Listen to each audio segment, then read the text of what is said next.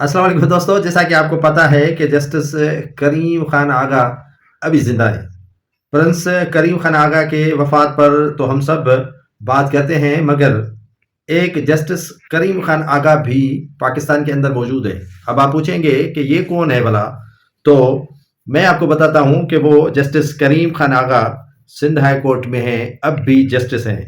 एक तस्वीर में 2013 की उनकी निकली हुई है, वो रखूंगा अपने ही इस विला के साथ, जब पाकिस्तान पीपल्स पार्टी की हुकूमत में वकील करीम खान आगा को कौमी एहतसाब ब्यूरो का प्रोसिक्यूटर जनरल लगाया गया था और वो सदर आसिफ अली जरदारी को चीफ जस्टिस इफ्तिखार मोहम्मद चौधरी की अदालत में बचाने की कोशिश किया करते थे।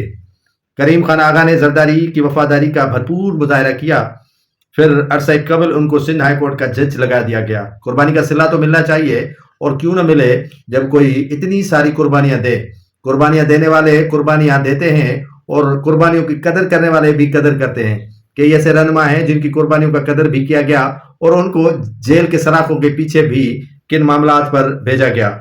फिर कबल वक्त या उनको कुछ अर्सा कबल सिंध हाई कोर्ट का जज लगा दिया गया और हाल ही में 26वीं आईनी तरमीम के तहत बनाए गए सरकारी जुडिशियल कमीशन ने चीफ जस्टिस समेत 8 जजेस को बाईपास करके इनको सिंध हाई कोर्ट के आईनी बेंच का सरबराह भी बना दिया गया।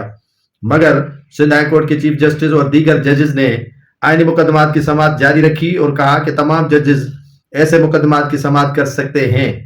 अब इस फैसले के खिलाफ हुकूमत ने सुप्रीम कोर्ट में अपील दायर कर रखी है कि सिर्फ जस्टिस करीम खान आगा का बेंच ही आईनी मुकदमात सुने। यह है हुकूमत का कहना। अब एक प्रिंस आगा करीम, जो 49वां प्रिंस आगा करीम था, वो इंतकाल कर गया, लेकिन एक है जस्टिस करीम खान आगा, वो अभी बराजमान है ओहदों पर और वफादारियों पर।